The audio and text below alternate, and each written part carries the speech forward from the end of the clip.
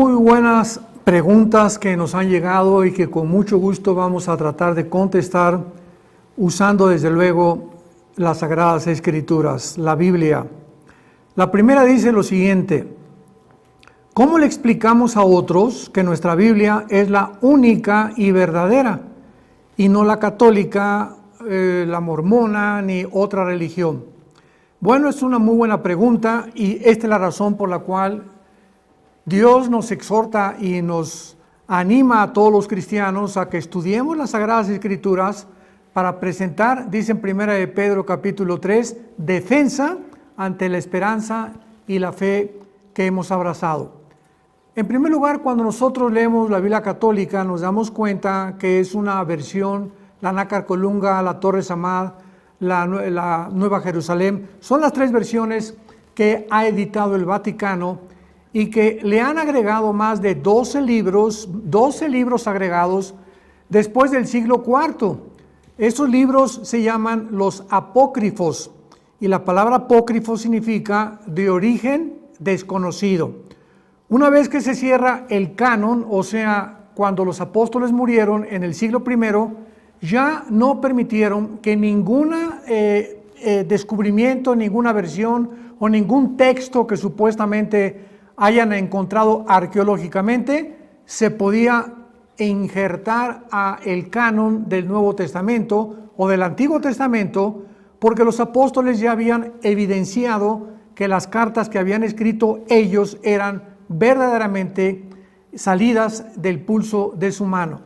Entonces la Biblia católica en el siglo IV o V aproximadamente agregó versiones que fueron ahora sí que inventadas por ellos, ¿verdad? Corrompidas completamente, y por eso se llaman apócrifas, porque contradicen la historia, las profecías y las principales doctrinas de la Biblia original. Luego tenemos nosotros el libro del Corán, que es el libro de los musulmanes. Bueno, el Corán fue escrito supuestamente por Mahoma cuando él recibió una visión, porque él era una persona iletrada, imaginémonos nada más, y dice que oyó voces que le decían que escribiera el Corán, y en lugar de los versículos en el Corán se llaman sutras.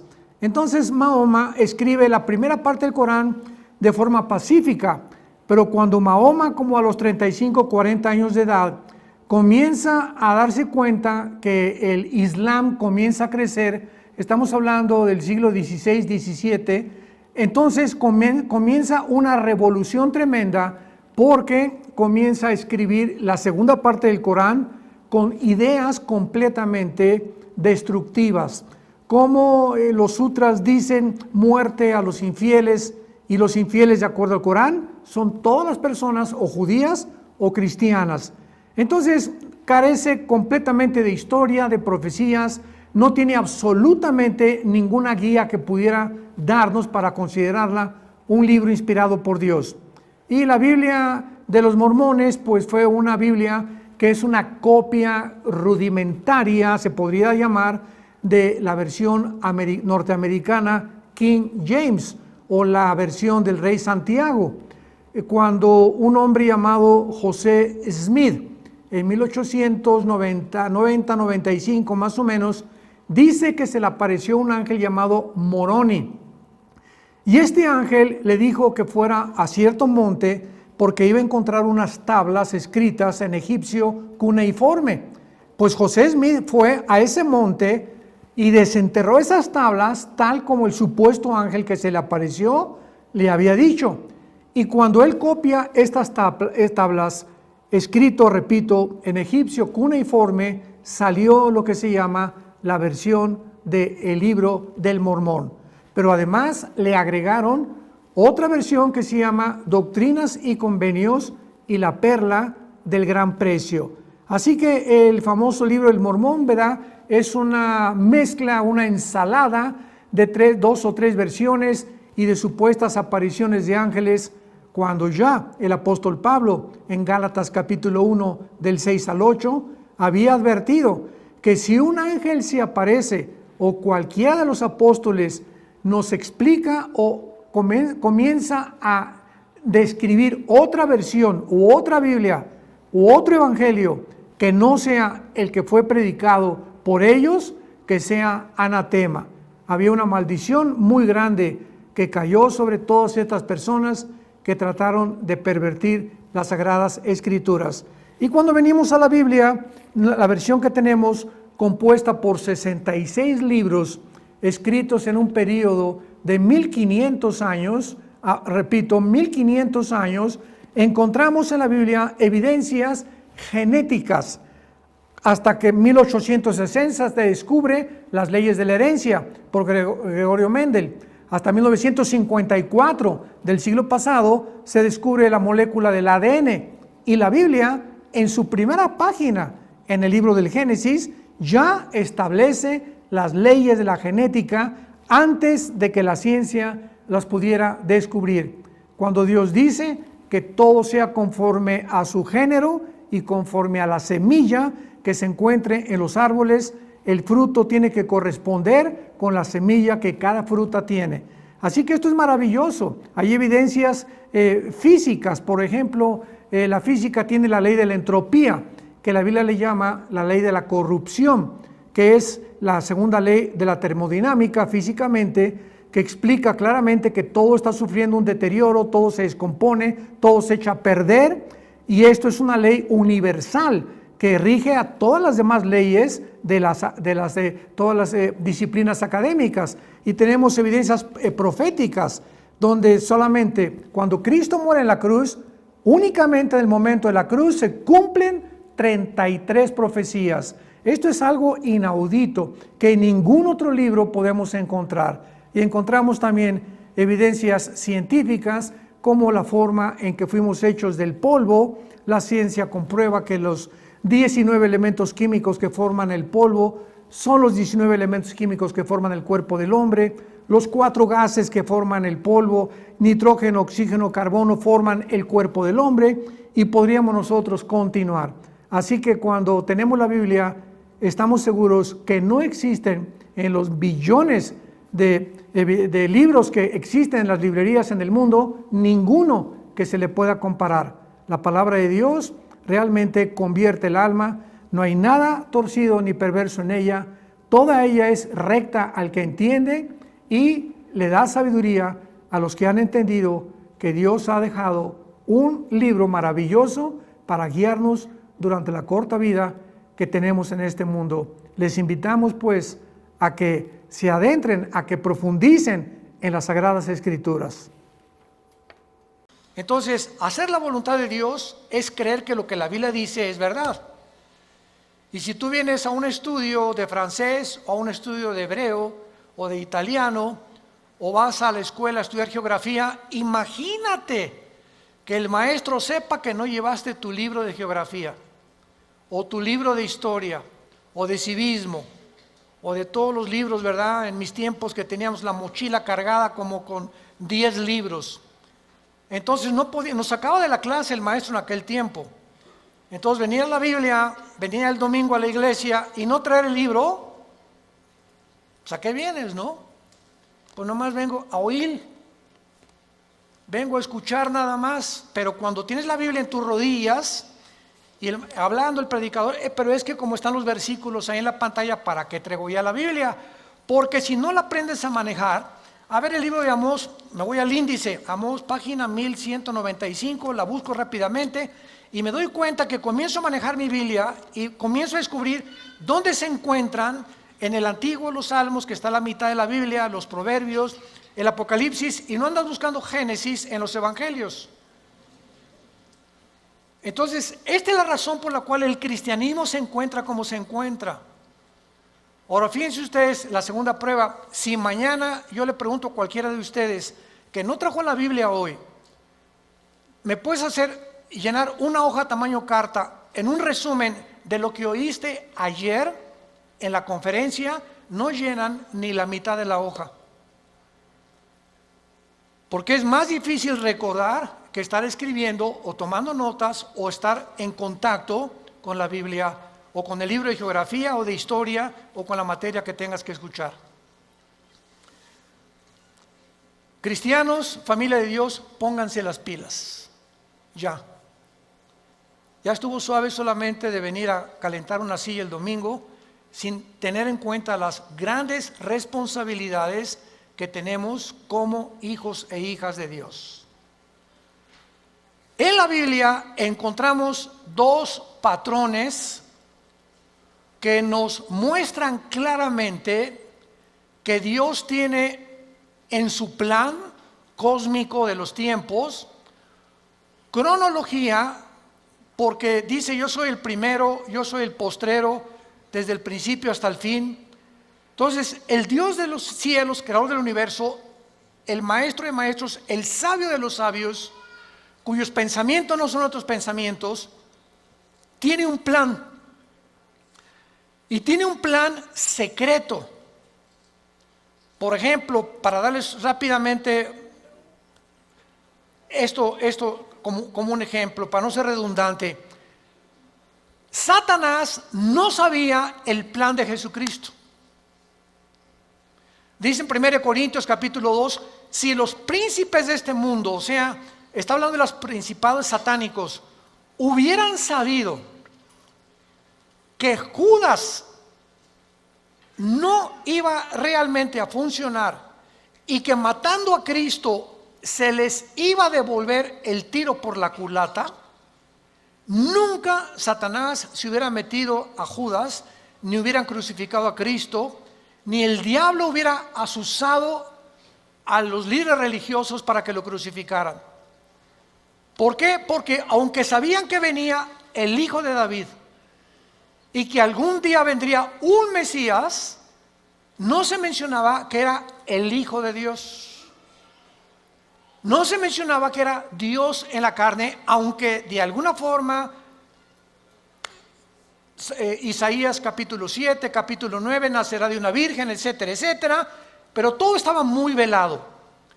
Entonces, el diablo y los demonios, lo único que sabían era realmente que él era un enviado de Dios, claro, Jesucristo, pero no entendían claramente que en su muerte se encontraba el secreto de su derrota y menos en su resurrección. Y cuando Cristo resucita a los 3 días, qué susto se llevó Lucifer al darse cuenta que ahí fue exhibido, dice Colosenses 2, 14 en adelante, públicamente, como que Cristo venía a vencer y a decirnos que mayor es el que está entre nosotros que el que está en el mundo. Entonces, así la Biblia está llena de secretos y de piedras preciosas escondidas que Dios le quiere revelar a los cristianos, pero no a todos los cristianos. Oiga, ¿de qué está usted hablando? Que no todos somos iguales en cuanto a que somos hijos de Dios. Pero así como en los apóstoles encontramos en el cuadro de la última cena a uno nada más de los 12 apóstoles recargado en el pecho de Jesús, ¿quién era? El apóstol Juan. ¿Por qué solo a Juan se le retrata en el pecho de Jesús? Porque era el apóstol del amor, el apóstol que él escogió en lugar de los otros 11 estar más cerca de Jesús. Y ese lugar en el pecho de Jesús está vacante. Entonces hay cristianos que están más cerca de Jesús que otros, son cristianos, pero como Pedro algún tiempo de su vida lo siguen de lejos. Nunca traen la Biblia, llegan a un hospital a hablarle a una persona, a tu mamá, a tu madrina que se está muriendo, que tiene cáncer, y llega el doctor, ¿alguien puede leer un salmo en un velorio, en un entierro? Y los cristianos, pío, pío, pío.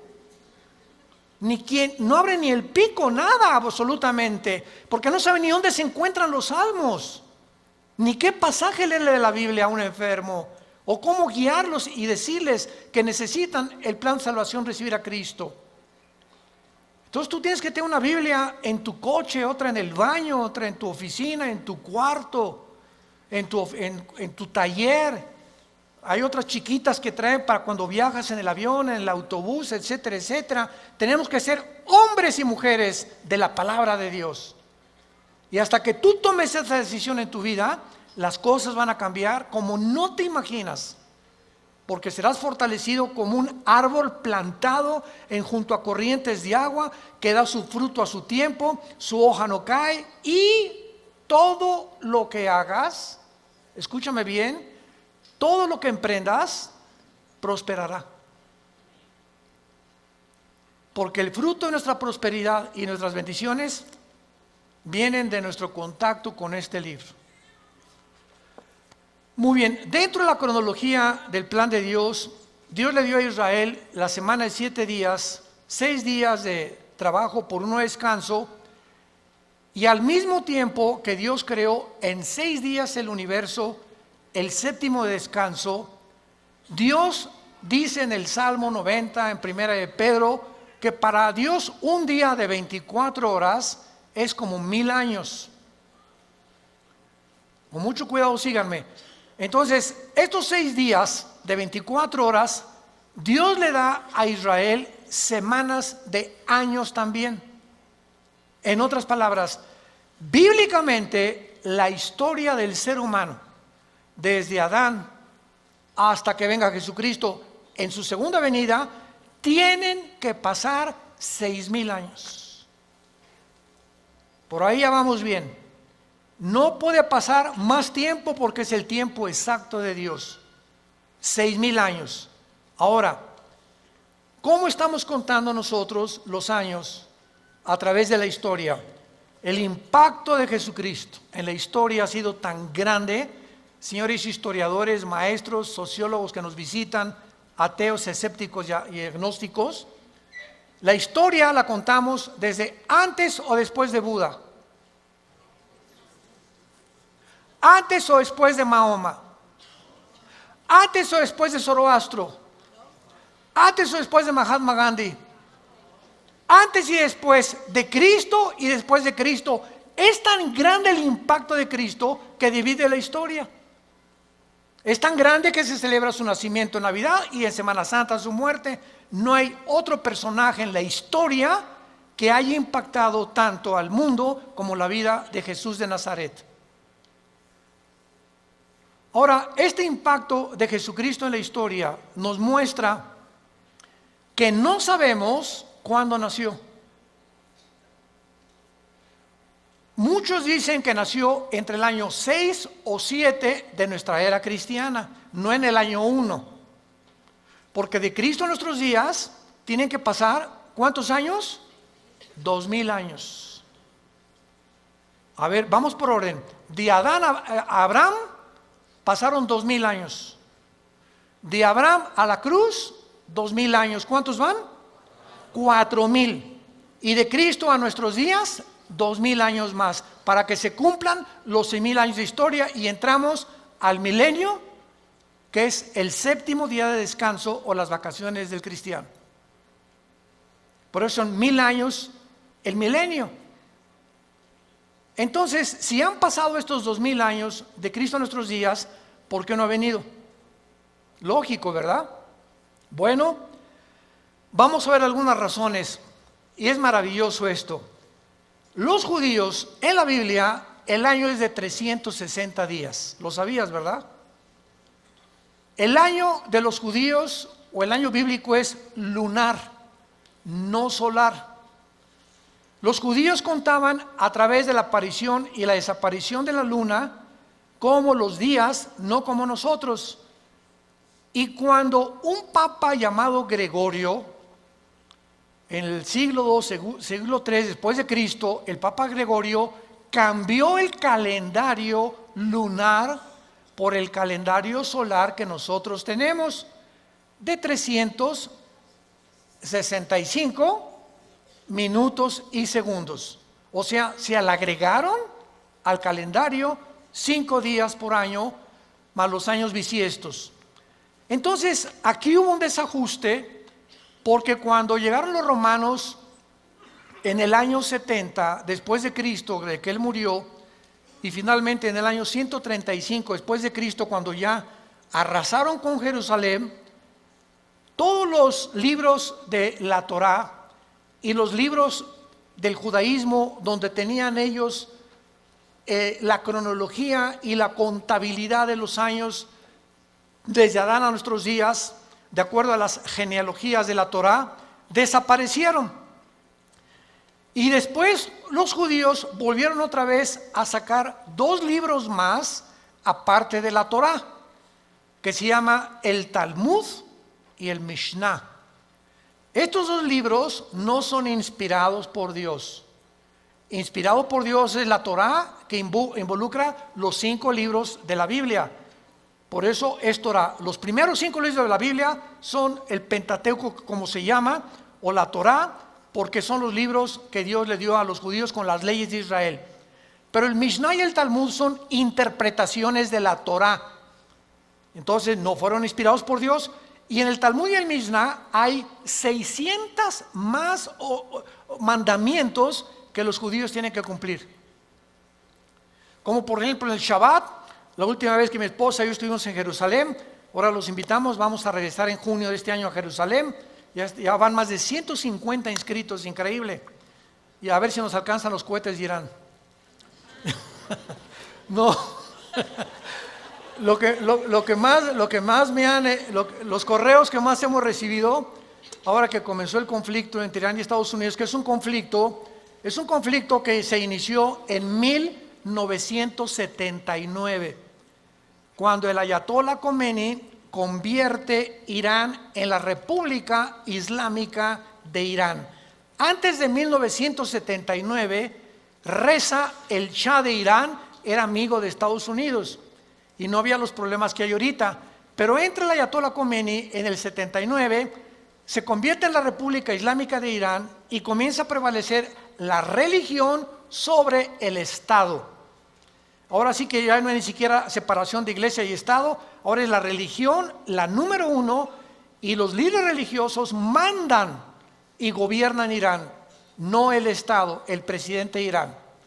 Entonces todo comenzó ahí, pero no voy a estar buscando más información acerca al respecto, pero con esto les quiero decir lo siguiente. Desde ese tiempo Irán se convierte en una nación que ha financiado el terrorismo. Es declarada la número 1 del terrorismo por financiar a un grupo que se llama Hezbollah. Hezbollah significa el partido de Dios, que está financiado por Irán y tiene sus bases en el Líbano. Después Irán comienza a financiar a Al-Qaeda, después comienza a financiar a Hamas de la Franja de Gaza y comienza a tratar de levantar grupos para tratar de destruir la nación de Israel.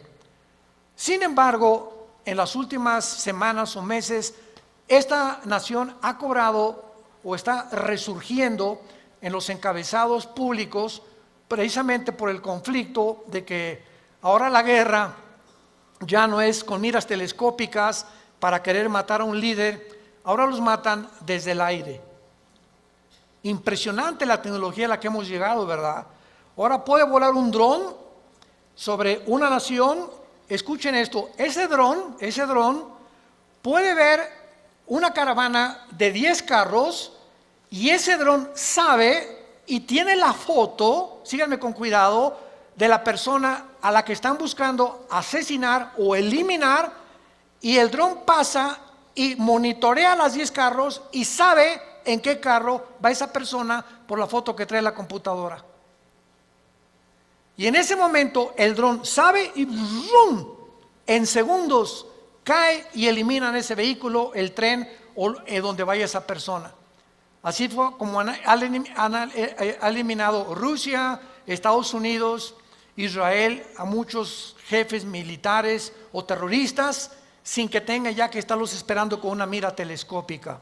Ese es el avance impresionante en que los militares están tomando el mundo y ahora toda la guerra es desde el aire y desde el aire. Por eso dice la Biblia, y vi caer meteoros del cielo, decía Juan, que tal vez, ¿verdad?, son los drones que van a caer y que van a terminar con casi 2/3 partes de la humanidad antes de que Cristo regrese para establecer con nosotros el milenio. Pero el punto es el siguiente: cuando nosotros nos concentramos en la Biblia, nos damos cuenta que estos 6,000 años están a punto de cumplirse y que si hacemos la contabilidad, estamos en el 2020, ¿verdad? Muy bien. Si Cristo nació en el año 33, que es desde que se cuenta su muerte, y no en el año 1, entonces nos encontramos en el 2033. Síganme con cuidado. Suponiendo que nació en ese día. Ok, estamos en el 2020. Si los 6,000 años se cumplen dentro de 13 años, quítale 7 años de la tribulación. ¿Cuántos son? Sí estudiaste aritmética, ¿verdad? 33 menos 7, 2006. Y 2006, estamos en 2020. ¿Por qué le quitamos 7 años? Porque estos 7 años de la tribulación nosotros no vamos a estar. Esto está haciendo un cálculo somero sin llegar a un dogmatismo. El hermano Altés dijo que venía el 2026. Por el amor de Dios, han sacado tantas tonterías como no se imaginan. No estamos dando fechas ni mucho menos, porque el día y la hora nadie la sabe. Pero Jesús dijo que los tiempos los deberíamos de conocer, como lo vamos a ver. Vayamos a Mateo capítulo 24, en el Nuevo Testamento, y vamos a partir de aquí para continuar con este estudio precioso de conociendo el tiempo en que nos encontramos. Si siguiéramos esta lógica del 2033 y en el 2006 antes viniera el arrebatamiento de la iglesia, estamos diciendo pues que nos quedarían 5 o 6 años, ¿verdad? Porque podía venir Cristo hoy en la noche o mañana o el 2021, el 22 o el 23, etcétera, etcétera. Pero esto desde la perspectiva somera de un análisis especulativo, lo aclaro, para que nos encontremos y podamos deducir que aunque no falten 5 o 6 años o 13 años, solo Dios lo sabe, repito, porque el calendario judío, ¿saben qué atraso tiene? Si tú le preguntas a un judío, la comparación del calendario judío con el calendario de nosotros es de 250 años. Ellos se encuentran en el año 250 antes que nosotros. Es más, aquí tengo ya la fecha, ¿verdad? En el 2019, ¿verdad? El año judío era de 5,800 aproximadamente. Entonces ahora ellos están más arriba o más abajo por los cálculos del Mishnah y de los libros que se perdieron, y el análisis y las genealogías no pudieron calcular exactamente. Y nosotros bíblicamente, hubo un obispo en Inglaterra llamado Ussher, el arzobispo Ussher, que fue el que dijo que desde Adán hasta Cristo son 4,000 años. ¿Basado en qué?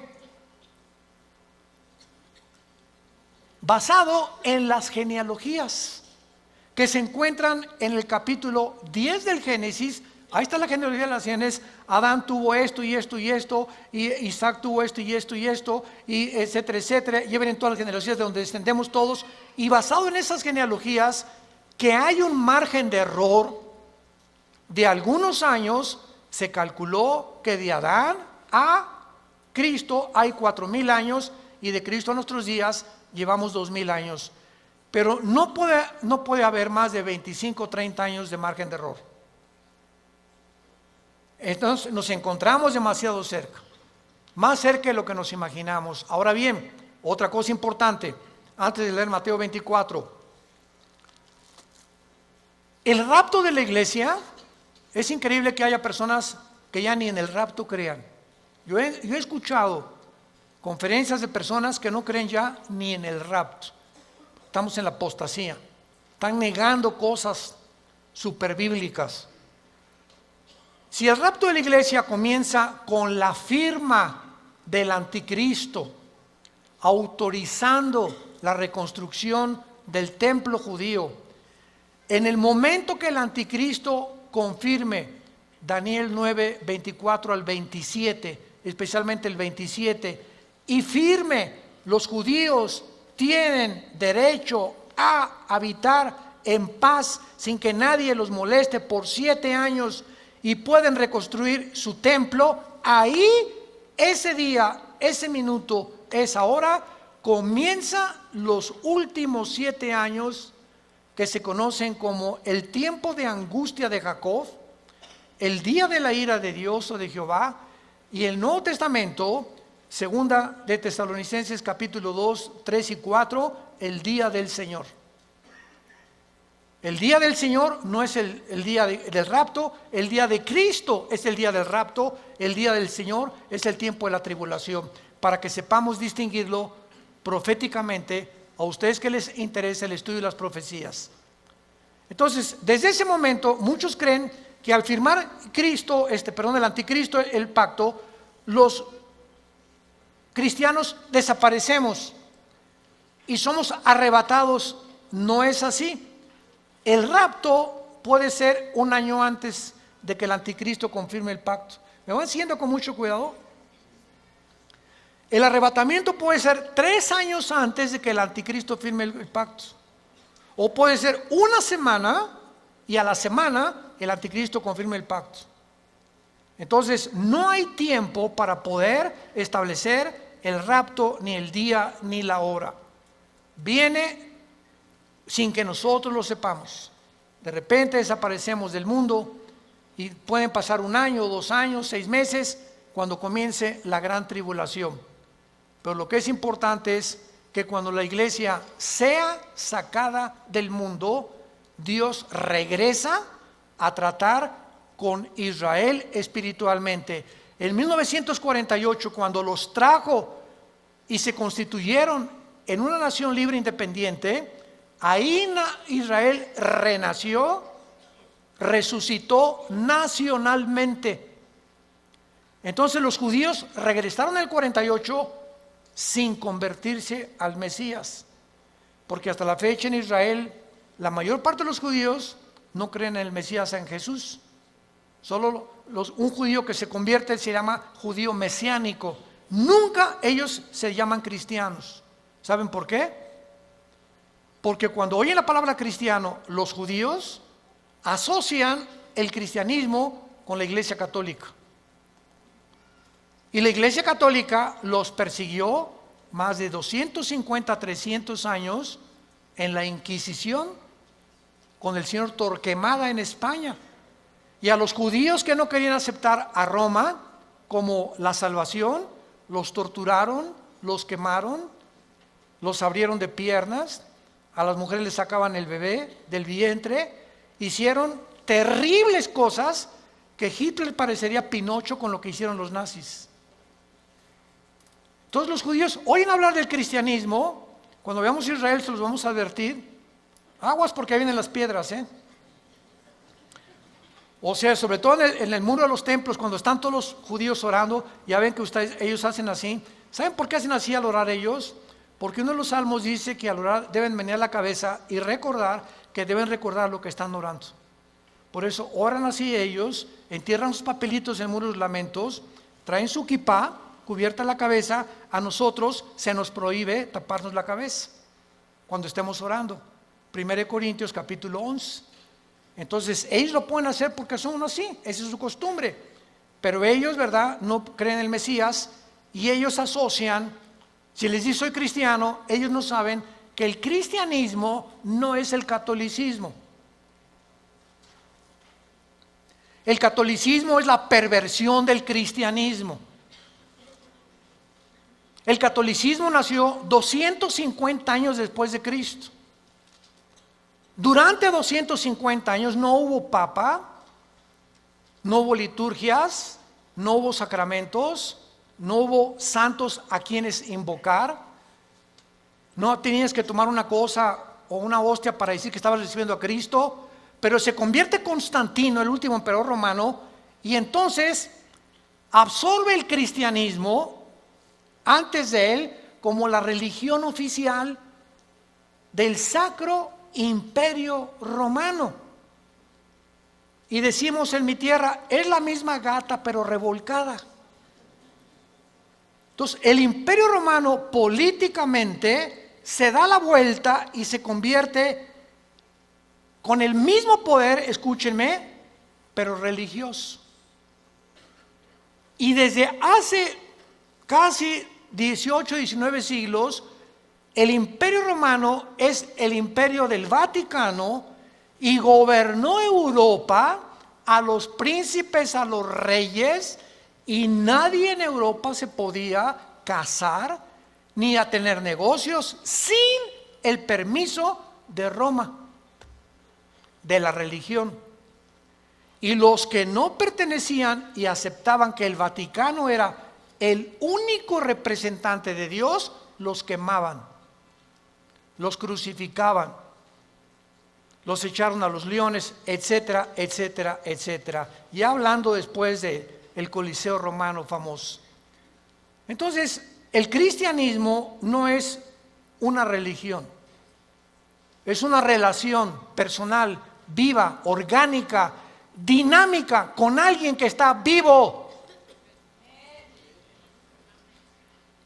Y cuando salimos de la religión y nos encontramos con el Jesús resucitado, que quiere entrar a tu vida hoy, tal vez tú no lo tengas, descubres que el cristianismo es diario. Y lo vives diario. Te levantas y tienes tu Biblia. Te acuestas y tienes tu Biblia. Oras por tu familia, oras por tu esposa, oras por los alimentos. Comienzas a asociarte, tienes una comunión con Dios diaria. Por eso se compara con el matrimonio, el cristianismo. Imagínense mi esposa y yo, que me digan 8 meses, Armando, en estos 8 meses que tenemos tú y yo, nos hemos sentado algún día a platicar y algún día tú me has comunicado y compartido tus sentimientos, tus expresiones, cómo te sientes para que yo te conozca más, porque llegamos en la noche y nomás oigo y te volteas para el otro lado, te vas a trabajar durante todo el día. Es más, nos vamos a un seminario de matrimonios, que es donde nos encontramos otra vez, o de vacaciones, y no nos hablamos, tú con el periódico. Yo no te conozco, tenemos 30 años de casado y no te conozco, eres un desconocido para mí, eres una desconocida para mí. ¿Por qué? Porque nunca descubrieron que el matrimonio es comunión. Es comunión. Se pierde la comunicación en el matrimonio, perdiste tu matrimonio.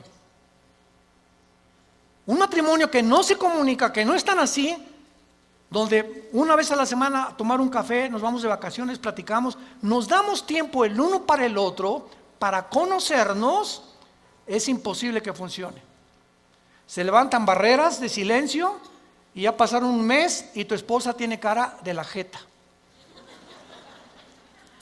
Y nosotros hoy, pero ¿qué le he hecho? Es que hay tantas cosas de ellas que les molestan de nosotros. Pero ¿cómo vamos a descubrirlo si nunca, oye, mi amor, tienes tu jetita linda, dorada, parece una princesita pero con jeta? Dime qué te pasa, ¿verdad? Y a las mujeres les encanta.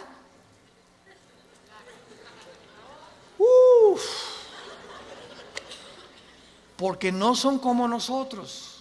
Pueden hablar 5 horas, 6 horas con sus amigas, con lo que sea, y se despiden y en el teléfono siguen hablando y desde el carro siguen platicando, etcétera, etcétera.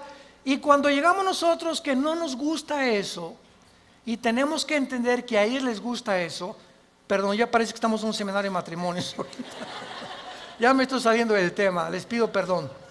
Bueno, se van a enojar y así es el cristianismo. Ok, entonces el cristianismo no es una religión, es una relación con Cristo diaria. No es el domingo, imagínate, cada domingo a tu esposa de 5 a 6 te comunicas con ella. Así es la religión. El domingo voy a misa, a la iglesia, y lunes, martes, miércoles, jueves, viernes ni me acuerdo, ni abro la Biblia, ni oro, ni nada. A lo mucho me echo una persinada de vez en cuando va a meter el gol en América. O cuando salgo a jugar al campo, ¿verdad? O meto un gol, me echo la persinada también. Es la forma en la que el ser humano vive con la religión. En Mateo 24, versículo 32 al 35, es uno de los pasajes claves para saber en qué tiempo nos encontramos. Y es el que queremos analizar brevemente en esta mañana. Mateo 24, 32 al 34. Jesús dice, de la higuera aprendan la parábola. Número 1, para entender esta parábola de Jesucristo, tenemos que entender qué es la higuera. qué es la vid y además qué es el olivo, que son los tres árboles que se usan, el olivo, la higuera y la vid, para diferentes fases de la vida de Israel. Entonces, por ejemplo, la higuera, ¿verdad? Es, como lo vamos a ver, representa a el Israel. El olivo representa las condiciones de Israel y la vid representa al sistema religioso de Israel. Entonces, cuando Cristo está hablando de la higuera, inmediatamente lo podemos asociar, porque la Biblia no es de interpretación privada, con Israel. Porque Israel es la higuera y hay cantidad de pasajes en el Antiguo Testamento donde se representa a Israel como la higuera. Muy bien, de Israel aprendan la parábola. Ahora ya vamos con un poco más de luz. Cuando ya su rama está tierna y brotan las hojas, noten que no dice el fruto. ¿De acuerdo? Cuando ustedes vean que ya está tierna y las hojas comienzan a salir, que siempre salen antes que el fruto de las hojas de todos los árboles, sepan que el verano está cerca. En otras palabras, cuando ustedes vean que Israel renace, ¿cuándo fue esto? El 14 de mayo de 1948, después de casi 2000 años que Israel fue dispersado, exiliado por todas las naciones del mundo. El milagro más grande de la historia es Israel, porque es la única nación en toda la historia que en un día se constituyó libre, soberano, estado independiente. Nunca en la historia nadie había podido levantarse o formarse como una nación, porque las naciones necesitan una constitución, necesitan o una república, o qué ideología vamos a tener, o para muchos años para que se forme una república como México, Revolución Mexicana, y Pancho Villa se pelea con Zapata, en el norte, Zapata en el sur, se junta, matan a Álvaro Obregón, viene la revolución, todos los Porfirio Díaz y todo lo que pasó, y poco a poco se va formando una república, y viene la constitución, etcétera, etcétera. Tarda años muchas veces en tener una constitución y formarse una nación. Israel en un día se forma toda la constitución de Israel. Por eso es un milagro. Cuando vean ustedes esto, versículo 33, cuando vean todas estas cosas, ¿qué cosas? Las cosas que en Mateo 24 oirán de guerras, rumores de guerras, pestes, hambres, terremotos. Será el principio, no el fin, el principio de los dolores. La generación que vea nacer a Israel, ¿quiénes somos? Nosotros. Los que han nacido entre 1946 a nuestra fecha se llaman los baby boomers. Ahorita creo que le llaman los millennials, ¿verdad? ¿O cómo les llaman, Caleva? Los de millennials. Ya tantos nombres, yo creo que le llaman los cibernéticos. Bueno, del 46 a nuestros días, una persona que nació en el 46 tiene ahorita 70, 73, 75 años, más o menos. Dios dice que los que vean estas cosas pasando, conozcan que está a la puerta. De cierto les digo, no pasará la generación de los baby boomers. Versión de Alducin. Traduciéndolo al léxico del siglo XXI.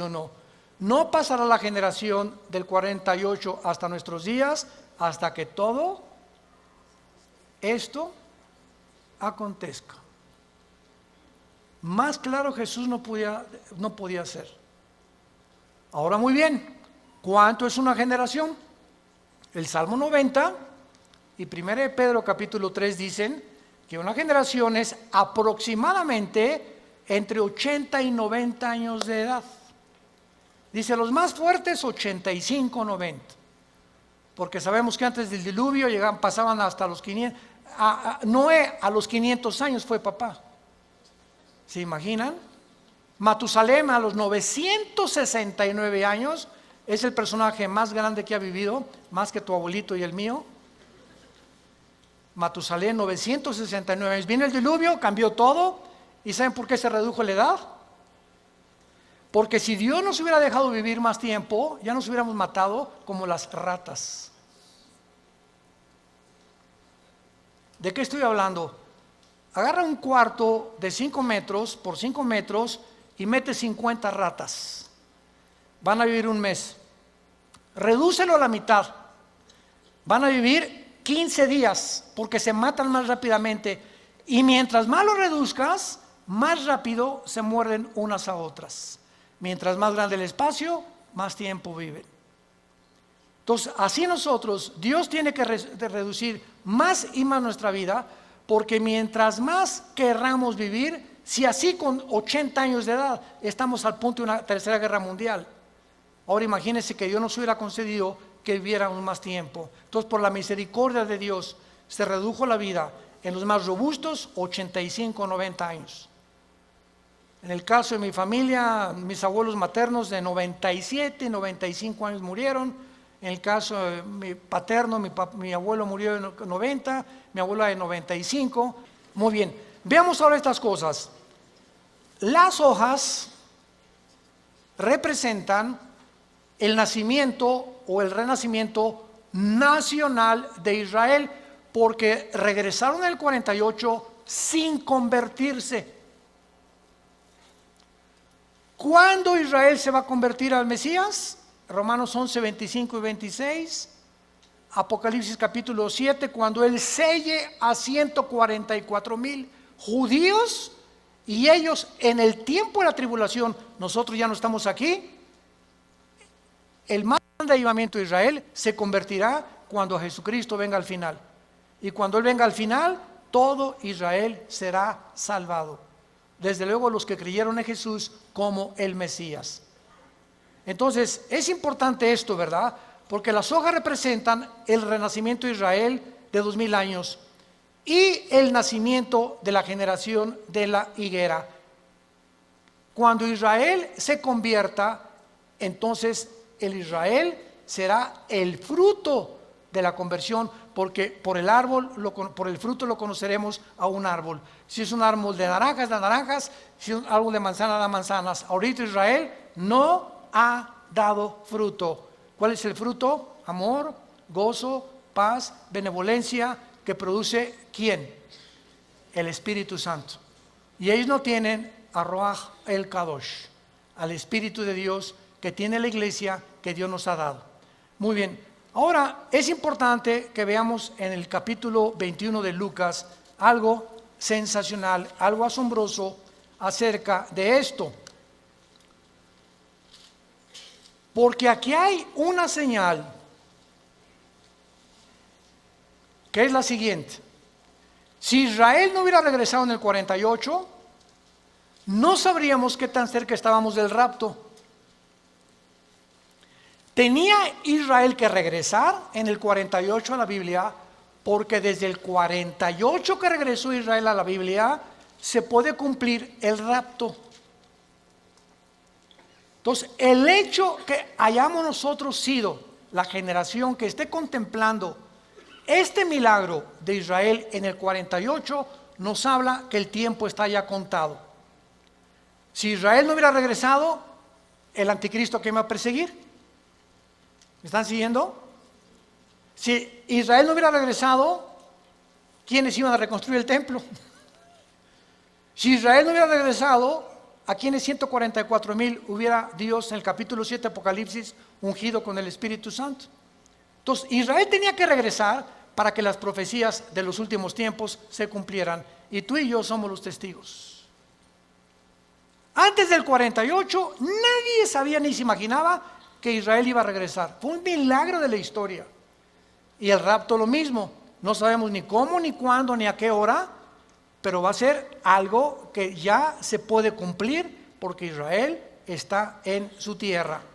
Ahora, en Lucas 21 hay un antecedente maravilloso y dice en el versículo 29 el Señor Jesucristo: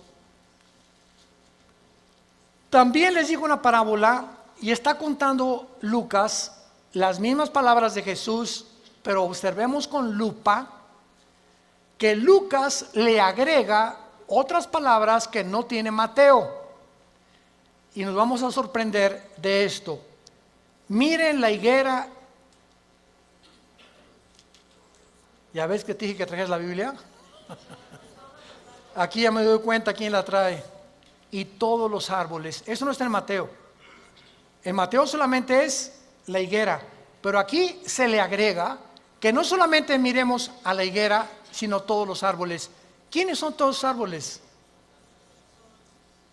En la Biblia, por ejemplo, en el libro de los jueces, en el libro de los Antiguos Testamentos, los árboles representan dos cosas: naciones y personas. Como en, por ejemplo, Ezequiel 31, el cedro representa al anticristo. Y los árboles, las naciones que van a estar alrededor del anticristo. Entonces, Cristo está diciendo: vean el renacimiento de Israel y vean las naciones que a su alrededor de él, en el Medio Oriente, van también en el mismo tiempo y en las mismas épocas a resucitar y a resurgir. Escuchen esto: la Primera Guerra Mundial preparó la tierra para Israel. La Segunda Guerra Mundial preparó a los judíos para la tierra de Israel. Pero para que Israel regresara a la tierra y para que las profecías se cumplieran, antes de 1925-1930 no existía el Medio Oriente. Jesús, María y José y el burrito que los acompaña. Las naciones que se encuentran ahorita en el Medio Oriente no existían antes de 1930. Escuchen ustedes lo siguiente: estos árboles son las naciones que surgieron en el mismo periodo. El Líbano, 1920. Siria, 1920. Turquía, el Imperio Otomano turco sale y Turquía se convierte en una nación. Arabia Saudita, 1932. Irak, 1932. Jordania, 1946. Israel, 1948. Egipto, 1952. Todas estas naciones necesitaban primero que Israel surgiera, porque Israel iba a ser el centro de las profecías para que se cumpliera la venida de Jesús. Miren la higuera y todos los árboles. No pasará esta generación hasta que todo esto suceda. Es sorprendente observar que el Medio Oriente visible, tal como lo vemos ahorita, fue formado en el siglo XX.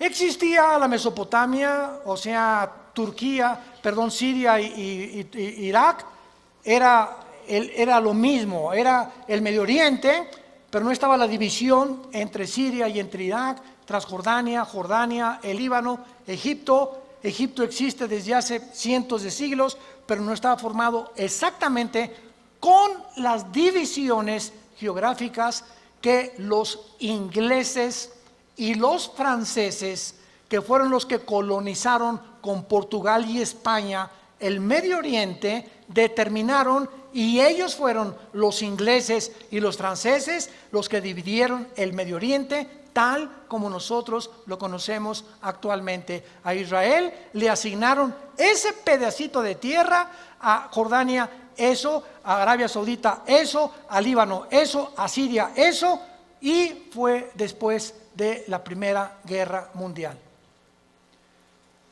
Estas cosas que están pasando, vemos nosotros que tenían que suceder para que nosotros pudiéramos comprender que las profecías bíblicas tenían que cumplirse.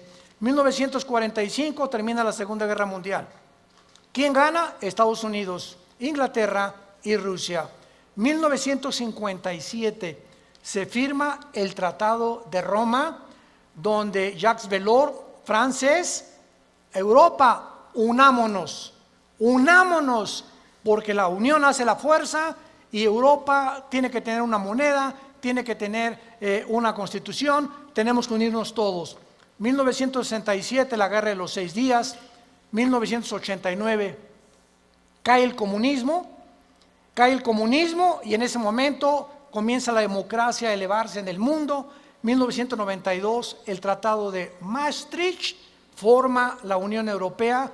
En el 2016, Inglaterra dice a la Unión Europea, ahí nos vemos el Brexit. Los ingleses no quieren someterse al euro, quieren mantener su independencia con la libra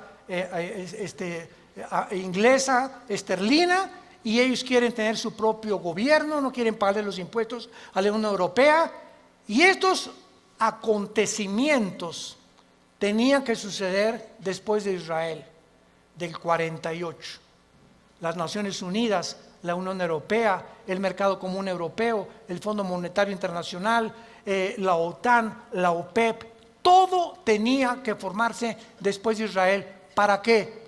Para preparar el camino a las profecías que tenemos aquí de los últimos tiempos, y todos estos eventos han sucedido ante nuestros ojos para que sepamos que los cascos del Apocalipsis se escuchan en el cielo.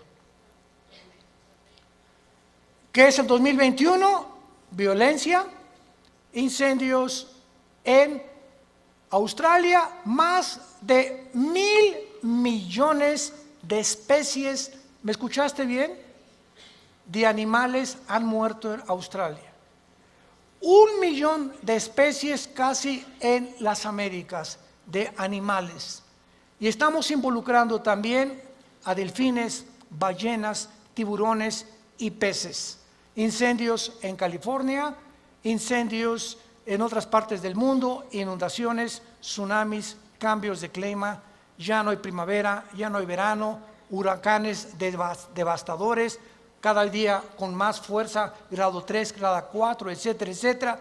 Nos encontramos en un mundo convulsivo políticamente. ¿Qué será? ¿Será melón? ¿Será sandía? ¿Comunismo o socialismo?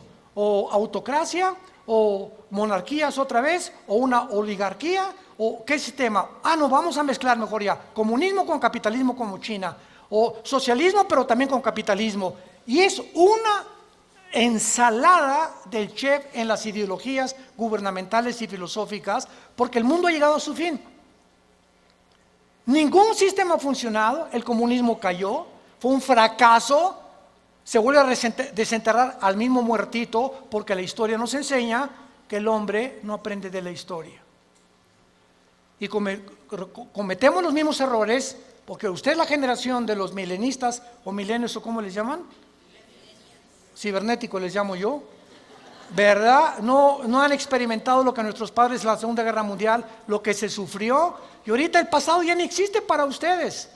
Ahorita solamente la computación y esto dinero, y qué carrera es la que más dinero produce, y por acá y por allá, y somos movidos por una ambición, una especulación, una comercialización de todo en todas las cosas, porque el mundo se dirige al comercio. ¿Sabían ustedes eso? El anticristo va a establecer un sistema de comercio en Medio Oriente que va a ser el Plaza Galerías más grande del mundo, en Irak, donde nació tu madrina. Y cuando nosotros veamos estas cosas, nos damos cuenta que el mundo se encuentra en un precipicio, que nos queda muy poco tiempo. Yo te pregunto, ¿tú eres cristiano? Si me contestas que sí, te hago la segunda pregunta. Desde que tú te convertiste, ¿has guiado a alguna persona a recibir a Cristo en su vida? ¿O eres de las personas que estás en el hospital con tu madrina muriéndose? Pastor, ¿puede venir a hablarle a mi esposa de Cristo? ¿A mi madrina? Oye, ¿y entonces que tú no le puedes dar un versículo de la Biblia o compartir el plan de salvación? ¿No sabes cómo guiar a tu madrina en agonía a que reciba a Jesucristo en su cama? Tienes que recurrir al pastor. Se murió. ¿Pueden venir al funeral para predicarles de Cristo? ¿No lo puedes hacer tú? Claro que vamos, porque es nuestra responsabilidad de los pastores. Pero ojalá que se levantaran más familias ya con un liderazgo, con la convicción profunda de que es lo más importante que el ser humano pueda tener, regresarse a Dios y pedirle perdón por tus pecados. ¿No lo quisieras hacer tú en esta mañana? ¿No quisieras tú considerar ante los acontecimientos que nos rodean que verdaderamente necesitas a Dios? Que tú no puedes ya seguir jugando a la matatena con el cristianismo, ni creyendo o engañándote, que es peor. Porque una persona engañada no sabe que está engañada porque está engañada. Entonces, para que alguien sepa que está engañado, tiene Dios con la Biblia que decirle: estás mal. Tú crees que eres, pero no eres más que un pobre, desventurado, miserable y desnudo pecador que tiene necesidad. Que unja tus ojos con colirio, como la iglesia la Odisea en Apocalipsis capítulo 3, y que tengas una relación conmigo todos los días. Que te levantes en la mañana y lo primero que hagas: mi alma tiene sed de Dios. Como el siervo clama por las aguas, mi alma tiene sed de Dios. ¿Hay esa pasión por Dios en tu vida? ¿Buscas a Dios con todo tu corazón? ¿Vienes al domingo y ya traes tu Biblia? ¿Ya te cayó el 20? ¿Realmente estás convencido que esto es lo que realmente Dios quiere para tu vida? Despiértense, porque el día está amaneciendo y tenemos que recurrir a las promesas de Dios para saber que no todo el que me dice Señor, Señor, sino el que hizo mi voluntad. Te damos gracias, Padre, en esta mañana por tu palabra.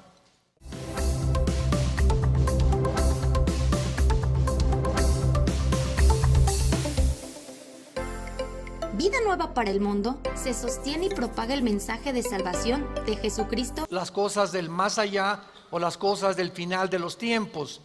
Entonces, la escatología es la rama de la teología que trata con las cosas de los últimos tiempos, o sea, las profecías de los últimos tiempos. Y así vamos a titular esta serie: Conociendo el fin de los tiempos. No cabe duda, damas y caballeros y santos de Dios, que estamos rodeados hoy, más que nunca, de un sinnúmero de eventos políticos, filosóficos, climatológicos, religiosos, amenazadores. En el mundo siempre ha habido guerras, en el mundo siempre ha habido depravación sexual, degradación moral, siempre ha habido revoluciones, golpes de Estado, etcétera, etcétera. Pero nunca todas estas situaciones o eventos habían convergido como en el momento en que nos encontramos actualmente. Si hiciéramos un breve panorama geopolítico alrededor del mundo, nos damos cuenta, ¿verdad?, que de México hasta abajo, hasta la Patagonia, están las naciones latinoamericanas e iberoamericanas ardiendo. Por todos lados protestas, en Hong Kong protestas, en Irak protestas contra el gobierno. Es en Estados Unidos un clima que se está viviendo de demasiada tensión, donde quieren destituir a un presidente, etcétera, etcétera. El Medio Oriente ni se diga, continúa con el conflicto aumentando acerca de quién controla el petróleo, quién controla el Golfo Pérsico. Estados Unidos abandona a los kurdos, que es el grupo étnico entre Siria y Turquía, que defendieron a Estados Unidos durante la guerra del Golfo Pérsico. Y vemos un mare magnum en el mundo donde volteamos y estamos preguntándonos, en medio de tantas cosas, ¿quiénes son los buenos y quiénes son los malos? ¿Quién tiene la razón de todo lo que oímos en los periódicos, en la televisión? Unos dicen una cosa: golpe de Estado, no fue golpe de Estado. Revolución, no fue revolución. Los kurdos esto, Estados Unidos por acá. y nos vemos, estamos en medio de un mundo verdaderamente confundido. Sin embargo, la Biblia nos muestra que nosotros no debemos vivir en confusión. Ya cuando un cristiano dice, no sé quién tiene la razón, o creo yo porque los medios de comunicación, recuerden algo, ¿verdad? Los medios de comunicación, televisiones, radios, etcétera, etcétera, muchas veces tergiversan, las noticias de tal manera que llegan a manipularnos y hacernos creer lo que ellos creen. Entonces, dependiendo quién está detrás de los medios de comunicación, qué ideologías o qué filosofías o quiénes son los dueños de CNN o de BBC News o de Fox News, etcétera, etcétera, o en México, dependiendo quién se encuentra detrás, es la clase de mensaje que envían. Y cuando nosotros oímos en Fox News una cosa que contradice CNN otra cosa, y otros periódicos de México dicen una cosa, y otro periódico dice otra cosa, llegamos a preguntarnos, ¿quién dice la verdad? ¿No es verdad? Realmente, ¿quién dice la verdad? ¿En qué mundo nos encontramos? Realmente, ¿cómo podemos nosotros afianzarnos? Es como si estuviéramos en un barco que se está hundiendo y nos hemos echado fuera de la borda, como cuando el Titanic en 1910-12 se estaba hundiendo, nos aventamos al mar y nos agarramos de un salvavidas. Y ahorita así está el mundo, estamos tratando de buscar un salvavidas, algo que nos dé seguridad. Algo que ya no produzca tanta tensión en nuestras vidas, tanta angustia, porque el mundo vive angustiado. Hay demasiada ansiedad. La enfermedad número 1 que la Clínica Mayo en Rochester y el Hospital Hopkins en Estados Unidos, que son las dos clínicas médicas más respetadas que hay en el mundo en cuanto a evaluaciones y a sugerencias médicas, coincidieron hace algunos años en que el factor común denominador o la causa número 1, escúcheme con mucho cuidado, este es un dato que viene de clínicas médicas, no cristianas, la causa número 1 de las enfermedades mentales y físicas del ser humano en el siglo XXI es el estrés. El estrés es un estado de angustia, un estado de tensión, de ansiedad interna que no te deja vivir y que te hace que estés enojado contra el gobierno, enojado con tu papá, con tus hijos, etcétera, etcétera. Ves a toda la gente con recelo, no confías de nadie, te vuelves amargado, te vuelves amargada, y es el estado interno al que el ser humano está llegando porque hay demasiados conflictos en el mundo, demasiadas noticias. Estamos oyendo con el iPhone qué pasó en Irak, qué pasó en el Medio Oriente, qué pasó por acá, mis amigos, mis amigas, y llega un momento en que el ser humano ya no tiene paz. Ayer en el Congreso de Pastores que tuvimos en México, llegaron una familia a consultarme. Él es pastor, su esposa lo acompaña hace mucho tiempo, y me dice: Armando, quiero decirte una cosa. Tenemos un programa de televisión en Sudamérica y un programa de radio. Y el otro día estaba radiando unas noticias, me dice la esposa, y ¿sabes una cosa? Que de repente se me olvidó todo. Entré en un estado de amnesia en el que ya no sabía ni quién era yo. Algo me pasó en las neuronas de mi cerebro que se me fueron todas las ideas. Y duré como 1 o 2 días. Mi esposo asustadísimo, ¿qué me habrá pasado? No fue un golpe, no tuve un trauma, y se me fueron todas las ideas. Inmediatamente le contesté y le dije: eres una mujer demasiado estresada. Y hay una autora inglesa que les recomiendo, ahorita mi esposa está devorando todos sus libros, que se llama Carolina Leaf, L-E-A-F, Leaf. Esta autora inglesa es neuróloga, pero es cristiana.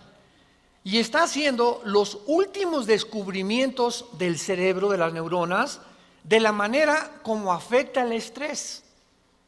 Y en ese momento, cuando tú estás demasiado estresado y tienes demasiadas presiones, y los niños, y el esposo, y el falta de trabajo, y el buen fin, o lo que tú quieras mencionar, algo le pasa. Las neuronas son interconexiones eléctricas que tenemos, pero millones de células dentro del cerebro, y un solo alambrito por la presión mental, por falta de vacaciones o de que no aprendes a relajar tu mente, etcétera, etcétera, provoca amnesia, provoca enfermedades mentales y puedes llegar inclusive a la locura. Esto es impresionante, porque es como un árbol lo que tenemos aquí adentro. Y ella está descubriendo que cuando tienes pensamientos negativos, las neuronas se unen más rápido. Esto es increíble porque así nos diseñó Dios. Y cuando tenemos pensamientos negativos, las neuronas comienzan a tratar de desconectarse y vienen zonas negras en el cerebro que te impiden pensar coherente y lógicamente. Qué interesante que Filipenses 4:8 diga en la Biblia: en esto pensad, todo lo que es bueno, todo lo que es justo, todo lo que es buen hombre, ocupa tu mente pensando cosas positivas. Porque la gente que está continuamente pensando el mal, o qué mal hacer, o estar negando a Dios en su mente, algo afecta las neuronas del cerebro científicamente. Y cuando venimos a la Biblia, nos damos cuenta, ¿verdad?, que se están derrumbando todas las ideologías. El comunismo ya no es el comunismo, porque el comunismo que yo practiqué, por ejemplo, ustedes muchos saben que antes de que yo fuera cristiano, fui comunista, fui ateo. A los 12 años me decepcioné de la religión que nos inculcaron y llegué a negar a Dios. Las religiones son un engaño, todas quieren explotar a la gente. Estos eran mis pensamientos. Tenía el Che Guevara arriba de mi cuarto con un póster inmenso de él, y Marx y Engels y Lenin, etcétera, etcétera. Y para mí ese era mi mundo y era lo que yo creía era la respuesta, un sistema ideológico para poder cambiar la sociedad. Sin embargo, cuando descubrí, ¿verdad?, que este sistema era completamente contradictorio, como se demostró en 1990, que cayó el comunismo en Europa, cuando Mikhail Gorbachev confesó que era una ideología. Para que seas comunista, número 1, tienes que ser ateo. Escúchame con mucho cuidado. Número 2, tienes que ser darwiniano. O sea, tienes que creer que al morir no hay nada. Que vas a la tierra y que no hay Dios y ahí acabó. No hay otra vida, no hay mundo espiritual, no hay ninguna otra dimensión. Número 3, tienes que ser humanista, no humanitario, humanista. O sea, tienes que creer que el hombre tiene las respuestas para sus problemas. Ese es el humanismo. Cuando creemos que nosotros podemos resolver la pobreza, las injusticias, etcétera, etcétera. Que es la historia del fracaso de la Liga de las Naciones, las Naciones Unidas, la OTAN, la OEA, llámale como quieras. El hombre es incapaz de resolver los problemas que van más allá de nuestra capacidad para resolverlos. Ese es el humanismo. Entonces, si no hay esta plataforma, no eres comunista, es una mentira. Y ahora los últimos comunistas o los últimos demócratas o los últimos que han tratado de implementar diferentes sistemas de pensamiento, se dan cuenta que están ya mezclando una ideología, comunismo con democracia, con capitalismo, porque no ha funcionado. Porque es la confusión a la que hemos llegado. Y como dijo don Teofilito, en México ni lo podremos alcanzar jamás. Porque no hay ningún sistema de gobierno perfecto. Decía Winston Churchill, entre los sistemas de gobierno, el mejorcito es la democracia, pero no es perfecta tampoco. ¿Por qué? Porque somos seres humanos que necesitamos a Dios. Necesitamos a Dios. Necesitamos una guía, necesitamos un manual, necesitamos una luz. Y por eso el mundo está perdido completamente. Me decía el otro día un piloto que es vecino de la casa de ustedes donde vivimos, de American Airlines, me decía: Armando, le digo, oye, cuando tú vas en el avión allá a 10,000 metros, 10 kilómetros arriba de la superficie de la tierra, 33,000 pies, 35,000 pies, ¿cómo le haces para saber si no vas para acá o no vas para acá, o vas subiendo o vas bajando? Porque la cabina del piloto es pues muy poquita, nada más ve lo que está enfrente. Me dice: Armando, sería imposible que nosotros piloteáramos sin instrumentos. Los instrumentos nos muestran claramente la dirección que vamos a llevar, a qué altura estamos, etcétera, etcétera. Sin instrumentos, un capitán de un barco en medio del océano no sabría cuál es el norte, el sur o a dónde irse si no tuviera una brújula. Y así nosotros no sabemos a dónde ir si no tenemos instrumentos, si no tenemos un mapa que nos ha dejado Dios, que se llama las Sagradas Escrituras. Y haríamos bien en estar atentos a este libro como una antorcha que alumbra en lugar oscuro, hasta que el lucero de la mañana salga en nuestros corazones. Vamos pues a abordar este tema y esta serie, porque ante todos los eventos que está el mundo atravesando actualmente, que amenazan nuestra tranquilidad, nuestra familia, nuestro futuro, provocan ansiedad, angustia. ¿Qué pasa si pierdo el trabajo? ¿Qué pasa si el peso pierde más valor ante el dólar? Si cae el petróleo, si viene un gobierno en México, o si viene una guerra nuclear. Todas estas cosas producen ansiedad, producen incertidumbre, producen intranquilidad. Y Dios no quiere que vivamos así.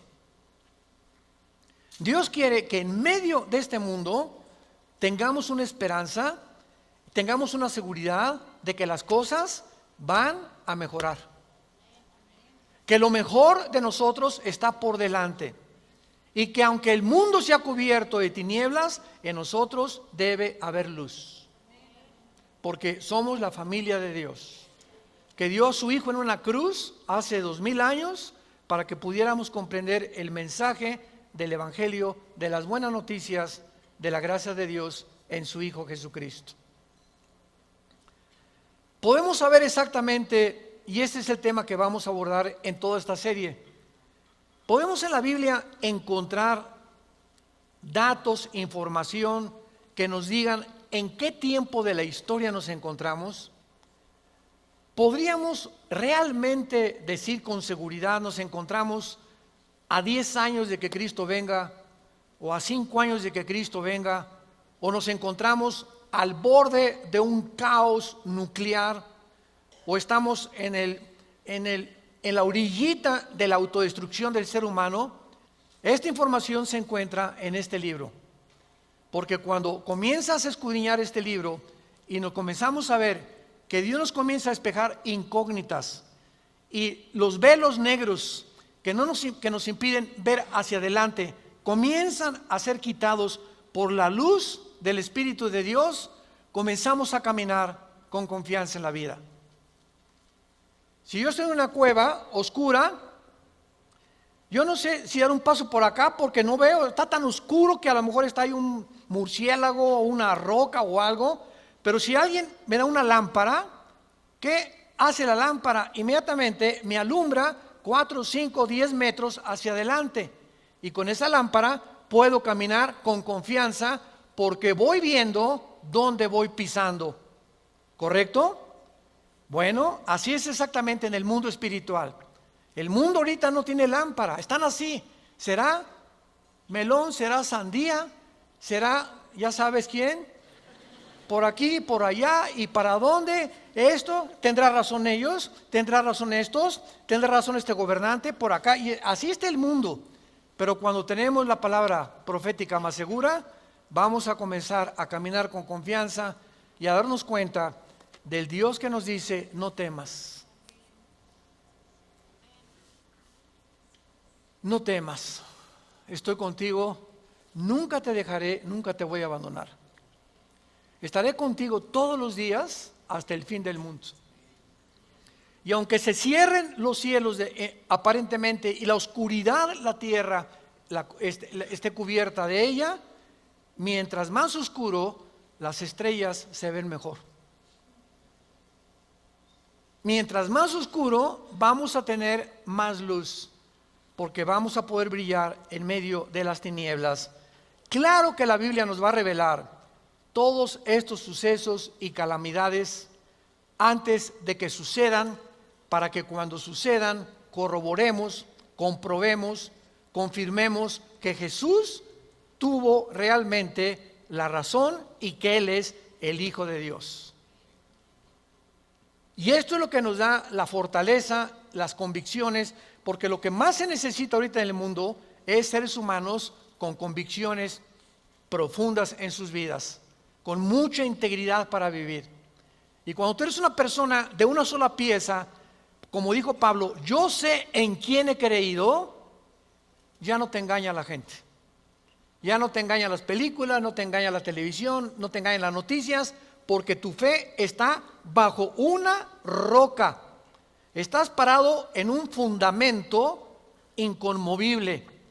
Y este fundamento es la palabra de Dios. Vayamos a ver algunos pasajes en primer lugar en el capítulo 46 del libro de Isaías. Si no traes la Biblia, por eso estás así. Con razón. En Isaías capítulo 46, versículo del 9 al 10, veamos algunas respuestas anticipadas que este profeta hace 2700 años escribió. Isaías 46, versículo 9 y versículo 10. Dice Dios: acuérdense de las cosas pasadas desde los tiempos antiguos, porque yo soy Dios y no hay otro Dios, y nada hay semejante a mí, que anuncio lo porvenir desde el principio y desde la antigüedad, lo que aún no era hecho, que digo, mi consejo permanecerá y haré todo lo que quiero.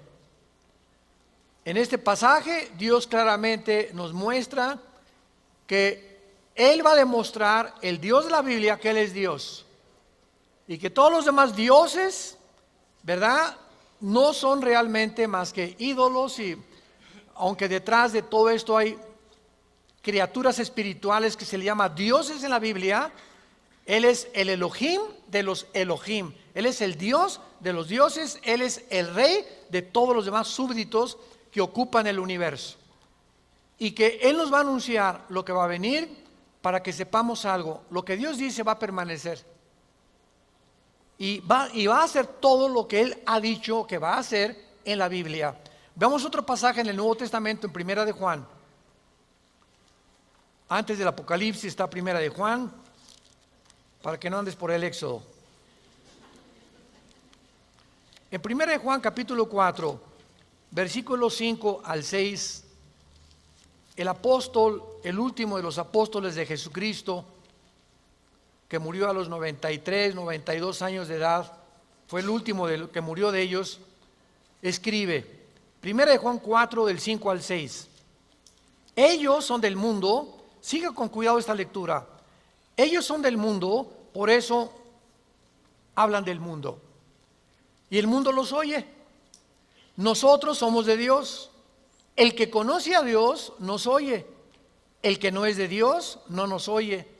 En esto conocemos el espíritu de verdad y el espíritu de error. Tú prendes el radio y dices, ¿qué quiero oír? La charrita del cuadrante. Bueno, porque eso es lo que quieres oír.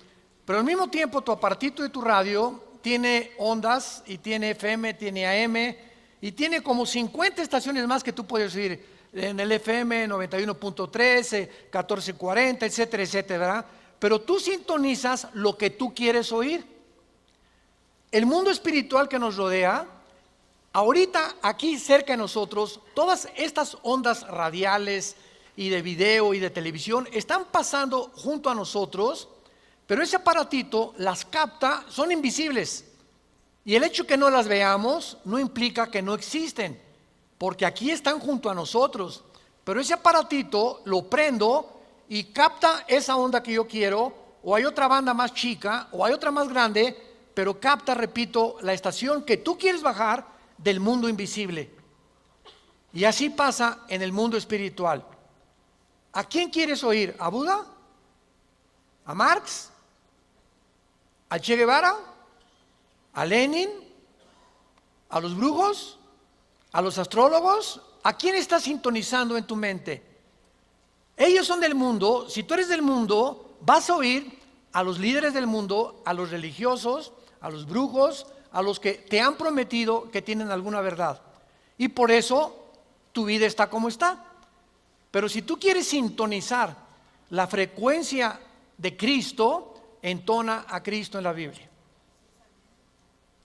Entonces, por la forma y a quienes oímos, podemos confirmar si somos o no somos hijos de Dios. El que es de Dios, oye a Jesús.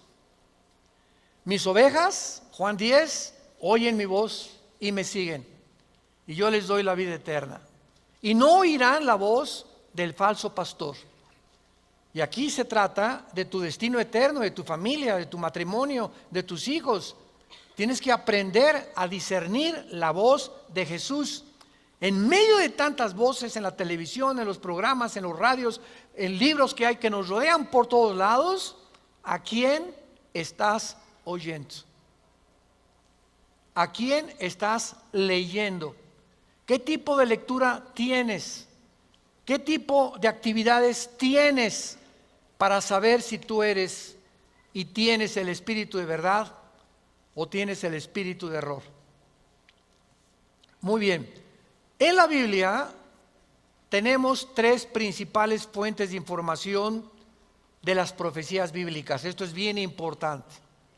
Hay tres fuentes de información en la Biblia que vamos rápidamente a verlas, que nos muestran la fase final de la historia humana en tres pasajes de la Biblia y que nos vienen realmente a confirmar en qué época nos encontramos.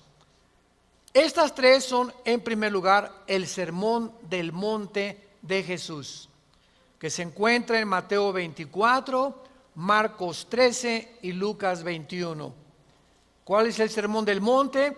Cuando los discípulos se acercaron a Jesús, dinos, ¿cuándo será la señal del fin del mundo? ¿Cuándo serán estas cosas y cuándo será la señal de que tú vas a regresar? Y ahí Cristo comienza a enumerar una serie de eventos y señales. Habrá guerras, falsos profetas, muchos van a ser engañados, pestes, terremotos, y será el principio de los dolores. La segunda fuente de información se encuentra en Primera de Tesalonicenses, capítulo 4, del 3 al capítulo 5, versículo 4. Esta revelación la compartió el apóstol Pablo de los últimos tiempos. Y la tercera revelación acerca de los últimos tiempos la encontramos en el libro del Apocalipsis, del capítulo 5 al capítulo 19.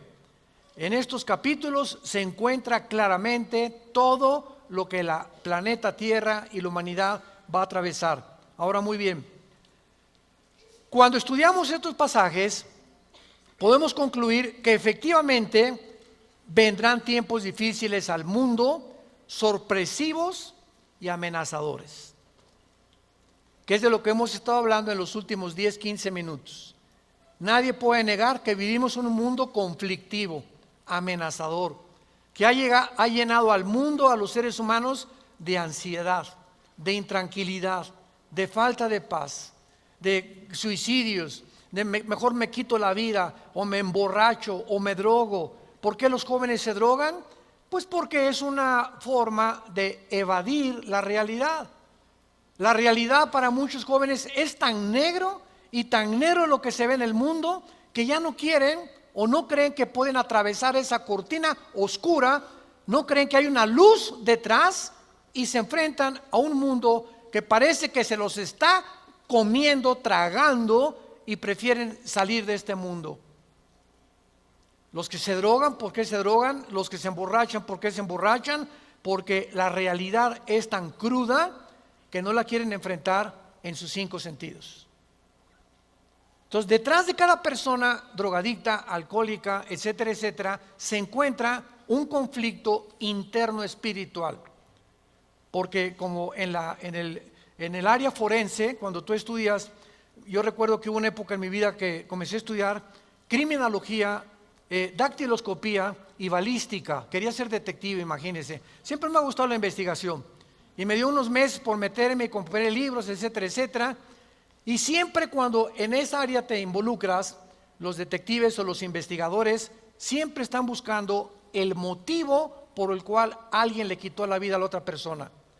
Porque siempre hay un motivo del que cometió fraude. El motivo de por qué mató a su mamá. El motivo por qué abandonó a su esposa. Siempre detrás de cada acción hay un motivo.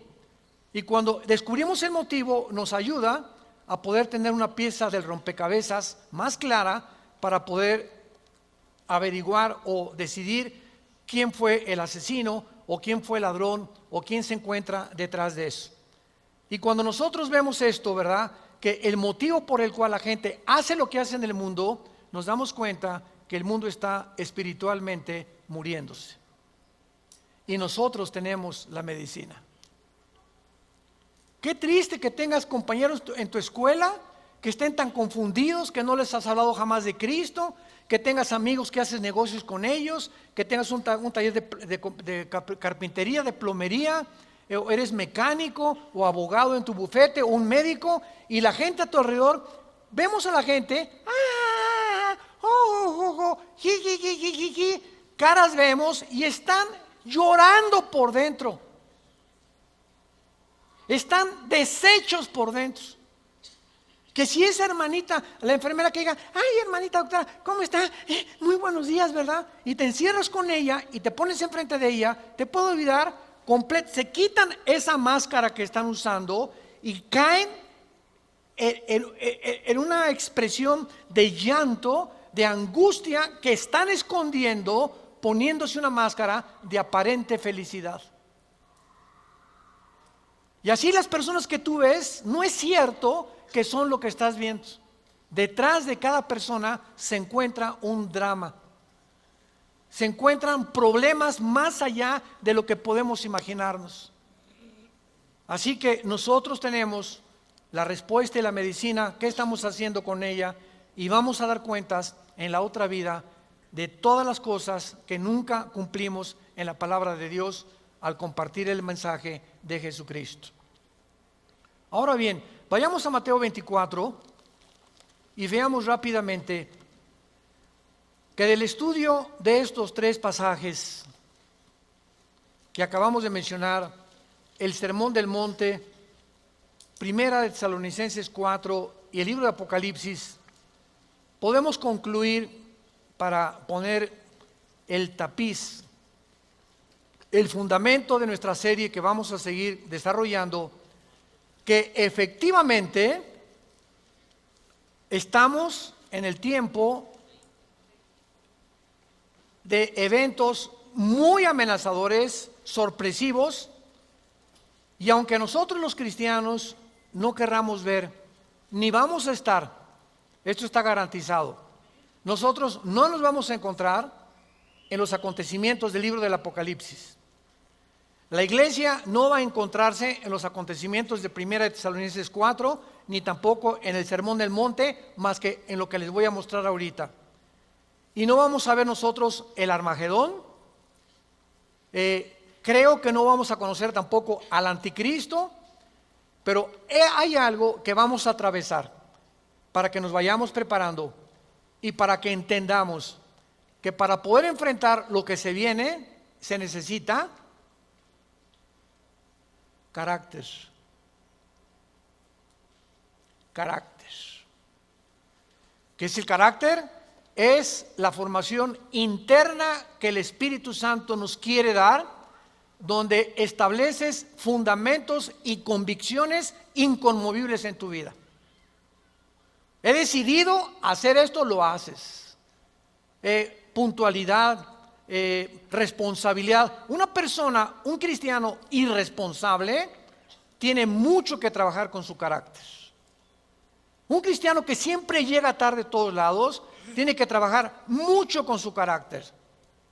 Decía hace algunos años, cuando Henry Ford hizo el primer carro modelo T, 1904, corría como 25 kilómetros por hora. Su hijo Henry Ford II tomó la Ford Motor Company, la compañía de carros Ford en Estados Unidos, que fue la que más comenzó a vender carros a principios del siglo XX.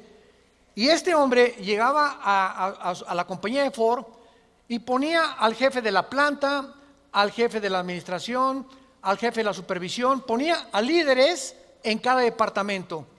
Y él llegaba cada 2 o 3 meses, y si ese líder no hacía que funcionara la planta que él le había dado, lo corría. Dice, un líder, decía Henry Ford II, es la persona que hace que las cosas sucedan.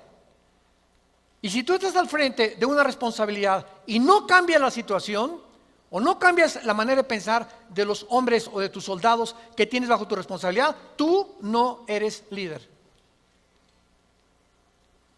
Entonces, qué importante es que la Biblia dice que todos nosotros debemos ser líderes. Y si somos líderes, tenemos que hacer cambiar las cosas de alguna manera.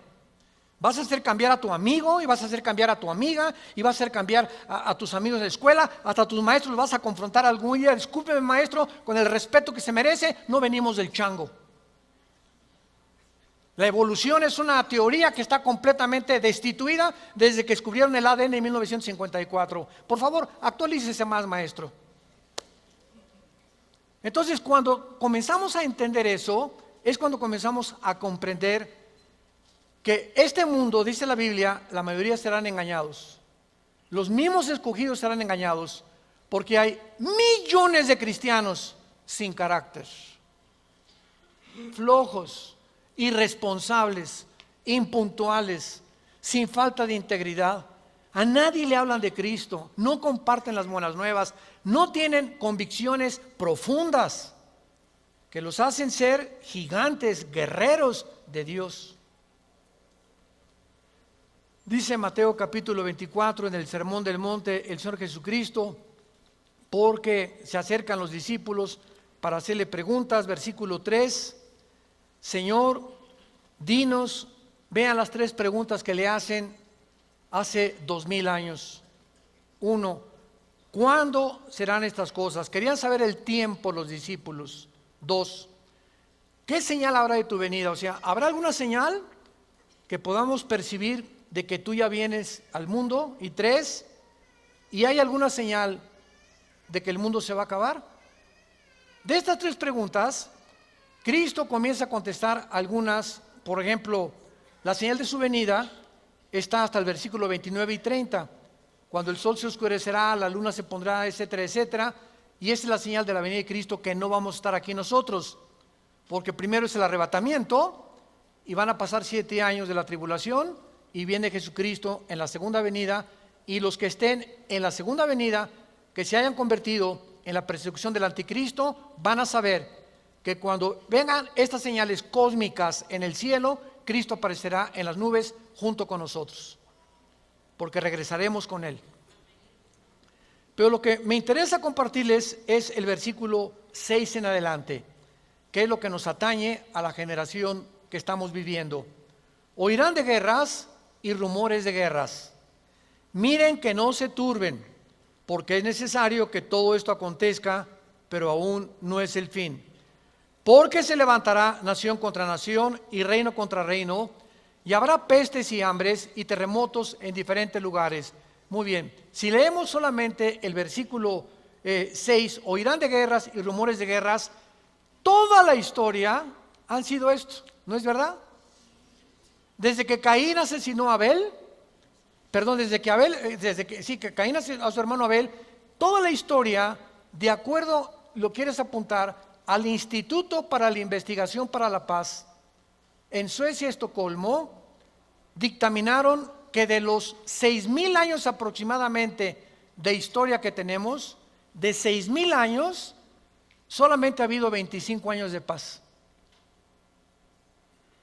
La historia humana es una historia de guerras, guerras, guerras, guerras, guerras, guerras. En 6,000 años, 25 años de paz. O sea, siempre ha habido conflictos, revoluciones, golpes de Estado. Es la historia de nosotros. Pero entonces ahí podríamos quedar confundidos. Oye, Señor, ¿de qué estás hablando? Siempre ha habido guerras. Versículo 7, Él lo explica. Porque se levantará nación contra nación y reino contra reino. Esto, una guerra mundial, una guerra de carácter internacional, donde se involucraron 3 o 4 naciones contra 3 o 4 o 5 naciones, nunca sucedió hasta 1910, la Primera Guerra Mundial. Ahí fue la primera vez en la historia que sucede una guerra de carácter internacional a través de toda la historia. Y casi 30 años después, la Segunda Guerra Mundial. Entonces, con esto nos situamos nosotros en una plataforma bastante sólida y podemos entender que cuando Jesús dice, se levantará nación contra nación y reino contra reino, y habrá pestes, porque las guerras producen pestes, plagas, ¿verdad? Enfermedades, calenturas, hambres, terremotos. Señor, siempre ha habido terremotos, ok, claro, siempre ha habido terremotos, pero de acuerdo al Instituto Sismológico de Boulder, Colorado, que es uno de los institutos más prestigiados en el mundo para detectar terremotos, desde 1976 hasta el 2010 han aumentado 70% los terremotos en el mundo. 70% han aumentado. Eso es lo que Cristo está diciendo, que iban a aumentar cada vez más los terremotos, etcétera, etcétera. Versículo 8. Y todo esto, aquí es donde nos encontramos ahorita. Nos encontramos en el principio de los dolores. Nos encontramos en un mundo donde el matrimonio ya está dejando de existir. En un mundo donde el ser humano está contagiado e infectado filosófica, religiosa, política, económicamente. Unos voltean por acá, ¿dónde estará la solución? Voltean a sus ídolos, otros consultan muertos, otros consultan espíritus, otros etcétera, etcétera. Es impresionante a donde el mundo se encuentra actualmente. Impresionante. Y esto es precisamente lo que Jesucristo nos quería decir para que estemos preparados. Ahora muy bien, después de estos principios de dolores, nos vamos.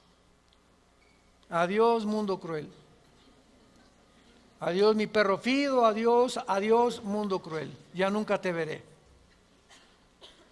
Después de este principio de dolores, van a aumentar, imaginémonos, van a aumentar las catástrofes en el mundo y los terremotos y las plagas y las pestes y la confusión, que va a estar el mundo en un estado tan grande de confusión que va a pavimentar el camino para que se levante un hombre en el Medio Oriente que la Biblia le llama la bestia.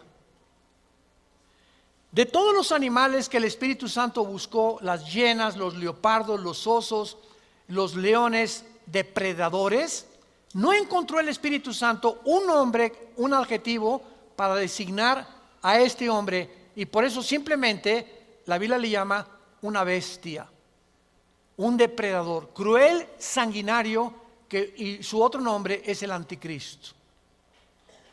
Todos los dictadores síganme con cuidado, de la historia, todos han surgido de un mundo caótico. El caldo de cultivo para producir un dictador es que la situación se encuentre aparentemente sin solución. Corrupción, oscuridad, etcétera, etcétera. Y en medio de esto surgen hombres prometiendo mejorar las cosas.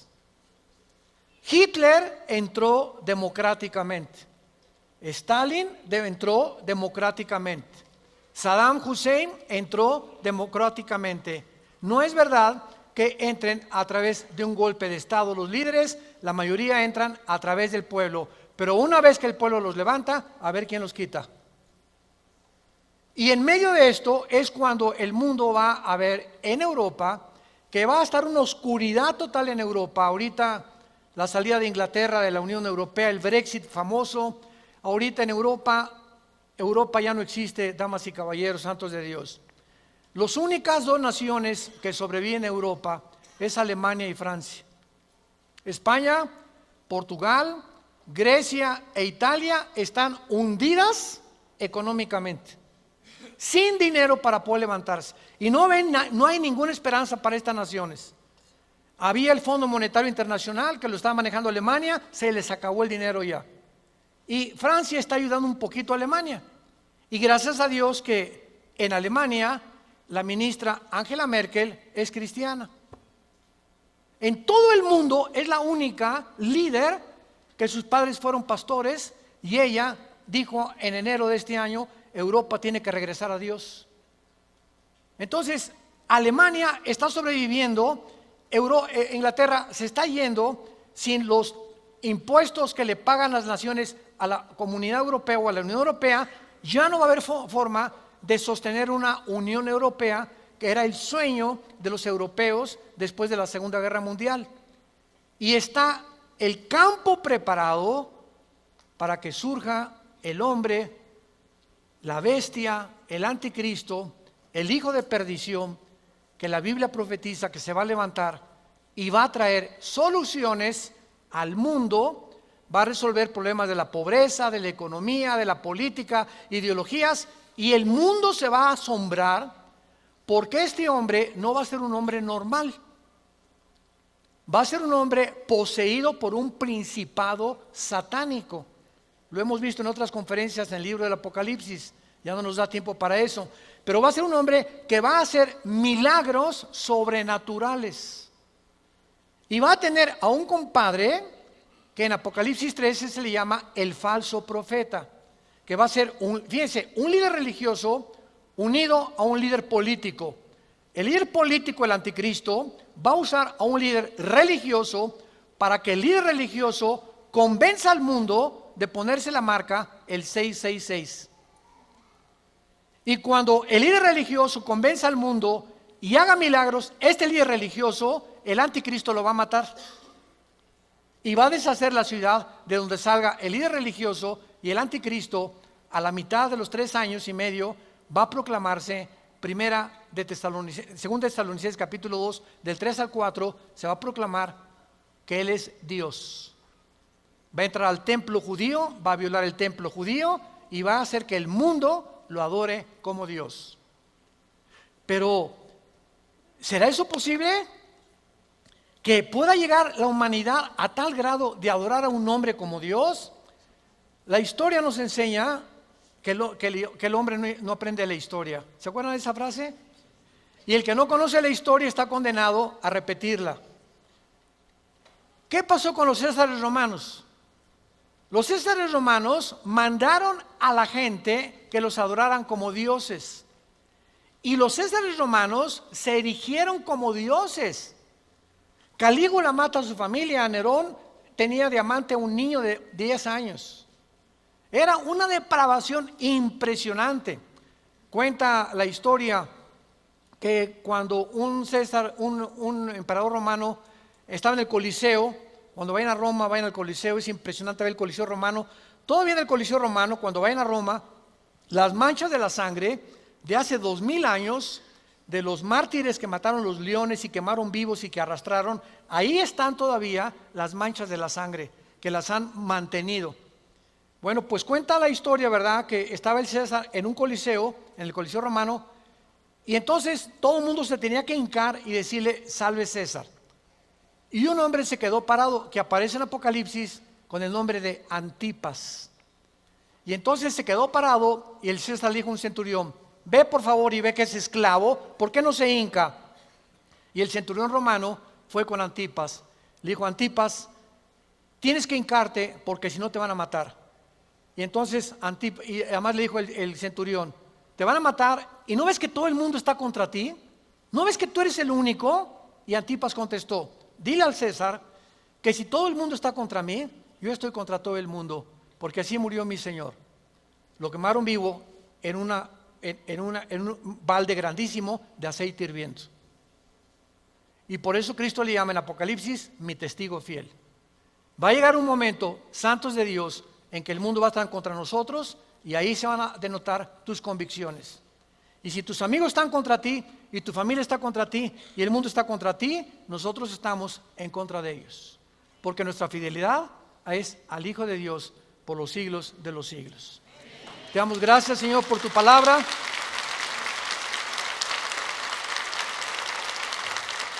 Bendito sea el nombre del Hijo de Dios, que nos ha hecho renacer su Padre para una esperanza viva por medio de su resurrección de entre los muertos, para que tengamos una esperanza que no puede morir en nuestro corazón y permanezcamos fieles a esta esperanza a la que todos hemos sido llamados. Al gran pastor de las ovejas, nuestro Señor Jesús, es nuestra lealtad, es nuestro amor, es nuestro corazón, porque Él fue el que dio su vida en nuestro lugar. A ti, Jesús, te damos gracias por vivir dentro de nosotros y saber que más pronto de lo que nos imaginamos, vienes por tu iglesia. Vienes por aquellos que han sido fieles hasta la muerte, que han mantenido firmes sus convicciones en medio de un mundo confundido, donde estos hijos e hijas tuyas han permanecido inconmovibles en la fe, aferrados a la roca, a la palabra de vida, que es la que nos ha dado la vida eterna. Te damos gracias, Señor, porque sigues llamando al mundo al arrepentimiento, a que se vuelvan a ti. No somos dioses, somos seres humanos, agentes morales, débiles, vulnerables, irresponsables de todas nuestras acciones, pensamientos y palabras. Y daremos cuenta algún día, después de nuestra muerte, de todo lo que hicimos mientras estábamos en este cuerpo que es temporal. Un cuerpo sujeto a la corrupción, pero dentro de nosotros el alma y el espíritu vivirá eternamente. Si tú esta mañana quieres invitar a Cristo y aún no estás seguro de que tienes la vida eterna o segura, dile simplemente estas palabras: Señor, te pido perdón por mis pecados. Creo que en esa cruz pagaste por ellos con tu sangre y que a los 3 días resucitaste de los muertos. Y porque creo que vivo, te pido en este instante, Señor Jesús, que entres a mi vida como mi Señor y mi Salvador. Tendré el poder ahora, de la corta vida que me queda, vivirla para ti, conocerte, adorarte y morir en paz, al saber que mis pecados han sido perdonados y que me has amado hasta la muerte. Oramos en tu nombre, bendito Jesús. Amén. Gracias a Dios por esta palabra maravillosa que Dios nos ha dado, la palabra de Dios. Gracias, Señor, por este libro maravilloso que es la Biblia.